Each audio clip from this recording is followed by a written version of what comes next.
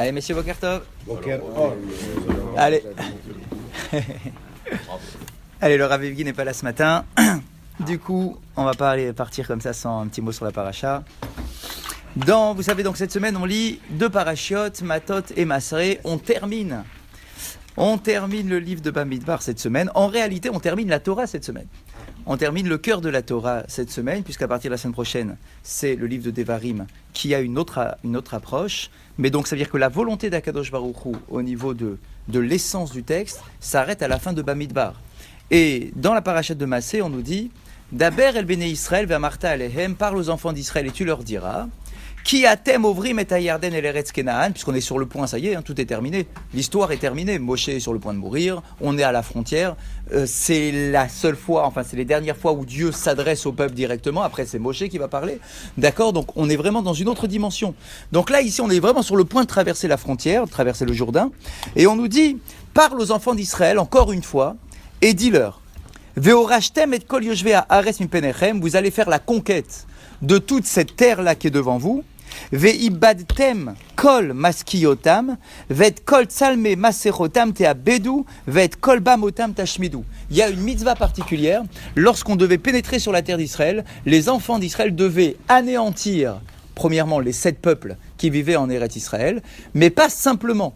Ils devaient également détruire tous les lieux d'idolâtrie qui étaient en Israël. Ils devaient tout détruire. Ils ne pouvaient rien laisser des anciens peuples qui vivaient en Eretz Israël. En leotir ba'aretz et toshavea, ovdea elilim, kede shelo yilmedu memaasem. Et la question se pose de savoir, mais pourquoi ? Pourquoi est-ce qu'il fallait, premièrement, anéantir tous les peuples qui vivaient là-bas ? D'accord, mais vraiment. Et pourquoi est-ce qu'il fallait détruire tous les lieux de culte de l'époque ? On aurait pu dire, attends, ça va, c'est l'héritage, le patrimoine du pays, le patrimoine des nations. D'accord, pourquoi est-ce que tu vas tout détruire ? Donc, Chachamim se pose la question. Et ils répondent la chose suivante. Kede shelo yilmedu mimaasehem. Afin de ne pas apprendre de leur comportement. Il y avait un grand risque qui est repris par nos Chachamim, mais en réalité qui est développé par la Torah elle-même, de nous dire que lorsque tu arrives en terre d'Israël, tu vas trouver des peuples qui vivent là-bas avec un système de croyances, avec des idolâtries, avec des temples, etc. Et tu dois faire attention, toi, peuple d'Israël qui arrive sur cette terre, tu dois faire attention à ne pas te laisser attirer par le fonctionnement religieux des autres nations. Eux ont un certain système, avec des temples, avec des sacrifices humains, des machins, etc. Ne vous laissez pas attirer par cela, c'est-à-dire n'allez même pas leur laisser la chance de continuer à avoir ce culte devant vos yeux, parce que peut-être que vous allez être attirés par cela, et peut-être que vous allez vous dire, ah bah tiens, nous aussi on va imiter leur comportement, mais pour servir Hachem, attention, pas pour devenir idolâtre, mais on se dit, tiens, c'est pas mal, leur façon de faire, leur truc. Bon, c'est pas exactement tel que la Torah nous le demande, mais finalement, c'est pas mal. Nous qui réfléchissons, qui voyons cette façon de faire, c'est peut-être très honorifique, c'est peut-être magnifique leur façon de servir leur idole. Donc, de peur d'en arriver à imiter leur comportement, alors tu dois tout détruire, tu ne laisses aucune trace de tout leur système pour donc ne pas imiter dans le service d'Akadosh Baruch Hu ce que les autres nations faisaient à l'égard des idoles. Le Midrash Rabbah, dans Bamidbar Rabbah, donc dans le Midrash sur la paracha de Massé, dit la chose suivante. Sache que, au niveau du comportement et du fait d'imiter le comportement d'un mauvais comportement, etc., la Torah, le Tanakh, va tirer une source déjà à propos des animaux. Voilà ce que dit le Midrash Rabbah. Les yamim ora kadosh baruch hu livnei Israël shelimedu leyasem tzivuize miba'alei chaim. Cette idée-là de ne pas apprendre d'un mauvais comportement, on doit le tirer déjà d'un ordre qui a été donné aux animaux dans le Tanakh. De quoi est-ce que le Midrash va nous parler ? Il nous le dit tout de suite. Amar HaKadosh Baruch Hu limdu mina orvim shekilkelu et Eliyahu hanavi, va apprendre des corbeaux qui ont nourri Eliyahu Hanavi. Je vous rappelle l'histoire pour ceux qui ne l'ont pas en tête. Eliyahu Hanavi était le prophète du royaume d'Israël à l'époque du roi qui s'appelait Achav. Alors, je vous rappelle historiquement, on est à l'époque du schisme à l'époque du Chine, c'est-à-dire qu'il y avait les deux royaumes. Il y avait le royaume d'Israël et le royaume de Judée. D'accord? Il y avait les deux royaumes. Bien. Et vous le savez, dans ces deux royaumes, il y avait des rois différents. Il y avait les rois d'Israël et les rois de Judée. Très souvent, ils étaient en guerre. Quelques rares fois, ils ont fait la paix. Mais en général, ils étaient en guerre, ces deux royaumes-là. Donc il y avait deux royaumes. Je vous rappelle que le royaume de Judée est celui dans lequel il y avait Yerushalayim. D'accord? Le royaume d'Israël est le plus grand, celui du nord. Il est le plus grand au niveau territorial, mais ce n'est pas eux qui avaient la ville de Jérusalem. La ville de Jérusalem était dans le royaume de Yehuda. Et alors, eh bien, de la même façon qu'il y avait deux royaumes totalement indépendants, qui se faisaient d'ailleurs souvent la guerre, il y avait deux rois donc différents, et donc, puisqu'il y avait deux rois différents, il y avait des prophètes différents qui s'adressaient à ces rois-là. Chacun avait son système. Akadosh Baruch Hu a mis les systèmes qui correspondent aux deux rois. Eliyahu Hanavi était le prophète qui était le prophète responsable du royaume d'Israël, du royaume du Nord. Et il a vécu à l'époque du roi de Achav, qui était un mécréant particulièrement rachat. Vraiment particulièrement rachat. Et il était en guerre contre Eliyahu Hanavi. Bon. On sait qu'à l'époque d'Eliyahu Hanavi, puisque le royaume d'Israël était complètement à l'ouest, ils étaient idolâtres, enfin il y avait toutes sortes de fautes. C'est là qu'on a la fameuse histoire avec les prophètes du Baal, la confrontation entre les prophètes du Baal et Eliyahu Hanavi, d'accord, toute cette histoire-là. En tout cas, Eliyahu Hanavi avait décrété, pas de lui-même, mais de la part d'Akadosh Baruch Hu, que pendant 3 années, il y allait avoir la sécheresse sur le royaume d'Israël, pendant 3 années. Mais lui, puisque tout le monde cherchait à le tuer, il s'est planqué dans une grotte. Et il a été nourri dans sa grotte pendant 3 ans par des corbeaux. On nous raconte que des corbeaux étaient envoyés par Akadosh Baruch Hu. Des corbeaux allaient chercher sa nourriture matin et soir et lui amener sa nourriture matin et soir. Pendant 3 ans. C'est dans le Tanakh. D'accord? C'est même pas un Midrash, c'est dans le Tanakh. Et le Midrash Rabbah se pose la question. Il nous dit Aïta Batsoret Kasha. Donc il y avait une grande famine, sécheresse, famine, pendant 3 années, suite à la prière de Eliyahu Hanavi. Eliyahu Hanavi a été se cacher donc dans une grotte à côté d'un fleuve qui passait par là-bas. Vea Orvim et les corbeaux, et Vilo Lechem ou Bassar, Boker va Erev. Et donc les corbeaux pendant 3 ans lui amenaient matin et soir du pain et de la viande. Orvim et loup. Alors se pose la question, ces corbeaux, d'où est-ce qu'ils ont amené la nourriture? D'où vient la nourriture? Les corbeaux, ils amènent du pain, de la viande. D'où est-ce qu'ils ont été piquer la nourriture pour lui amener à Eliyahu Hanavi? Écoutez bien ce que nous disent nos Chachamim.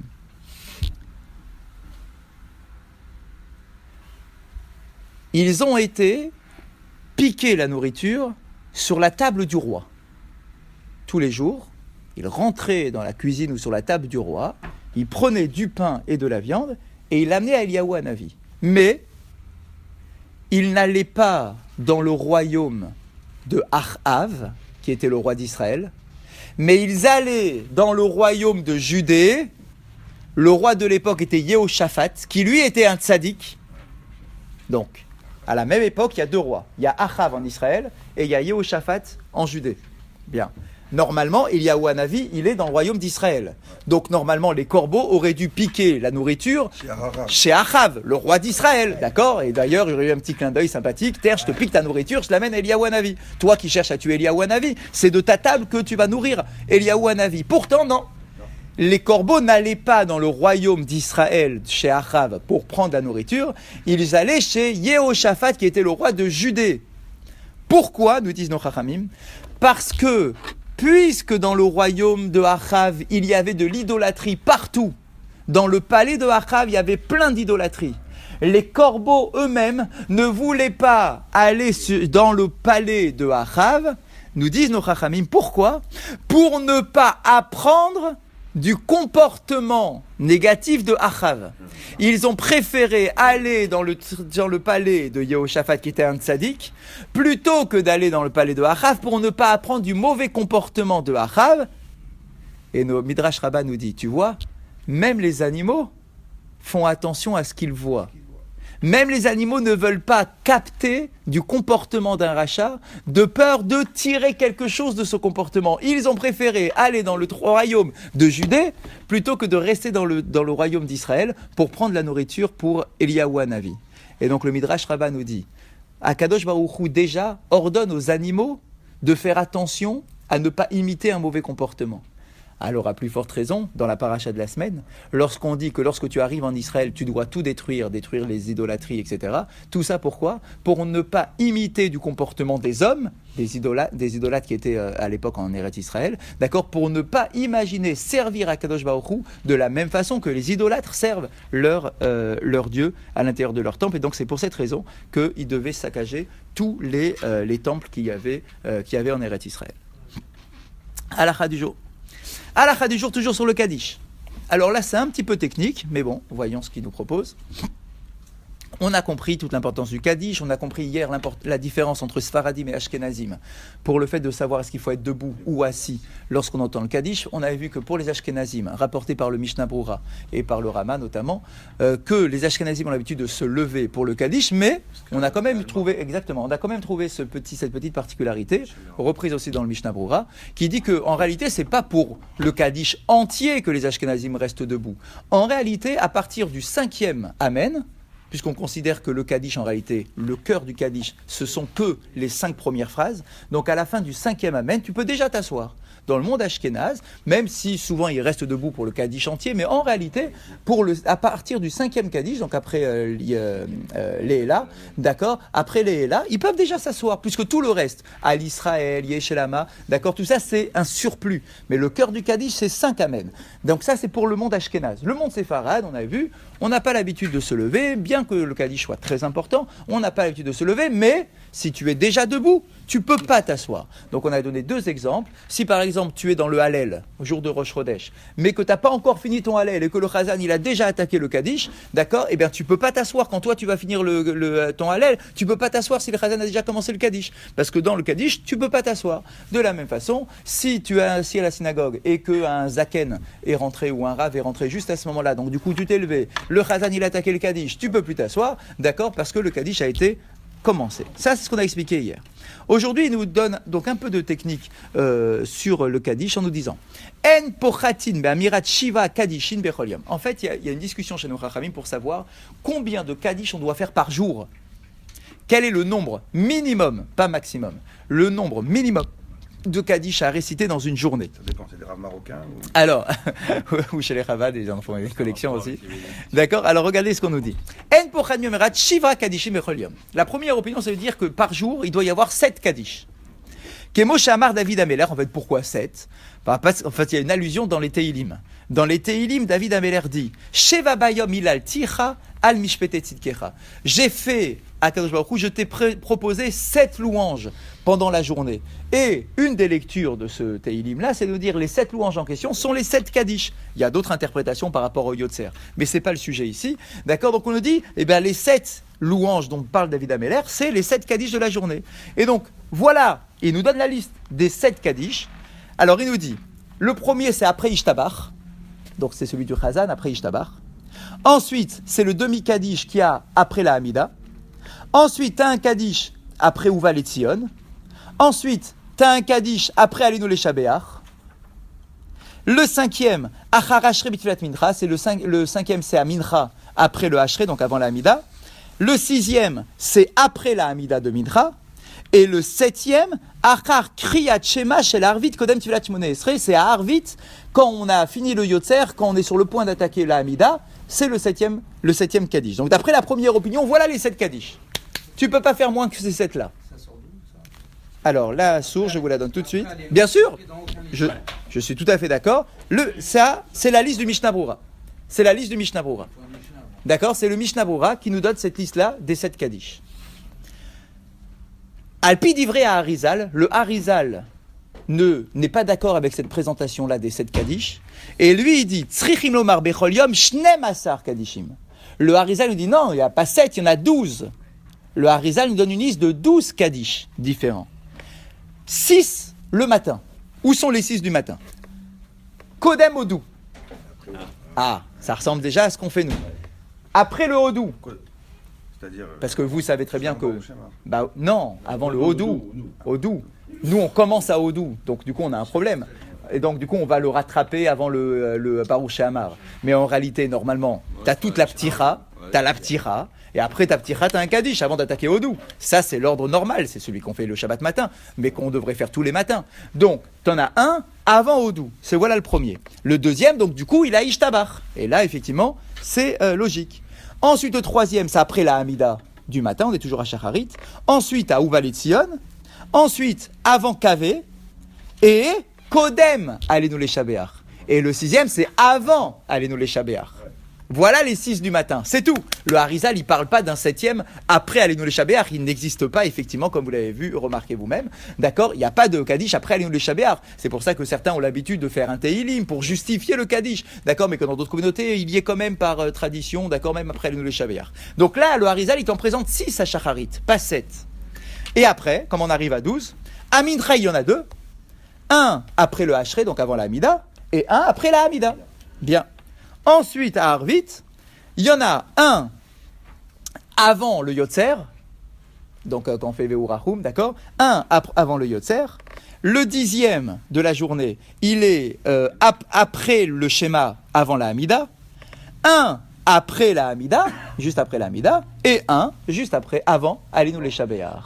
D'accord, voilà d'après le Harizal la liste des 12, d'accord, qui ressemble donc beaucoup à ce qu'on fait nous dans la pratique. D'accord, donc cette différence, 2 opinions, un qui considère qu'il y en a 7 et un qui considère qu'il y en a 12, donc c'est le Harizal, et c'est effectivement en général ce qui est respecté. Sachez qu'il y a d'autres opinions, d'accord, on rapporte une autre opinion qui dit qu'il y en a 10 dans la journée, d'accord, donc avec une autre présentation, mais donc là le programme qui nous a présenté, donc c'était soit l'opinion des 7, soit l'opinion des 10. Chazak ou Baruch et Shabbat Shalom, des 12, Shabbat Shalom à vous tous. Chazak. Rabbi Hanania, Ben Akasha Omer, Ratza Kadosh Baruch Hu les Zakot et d'Israël et Fiechach.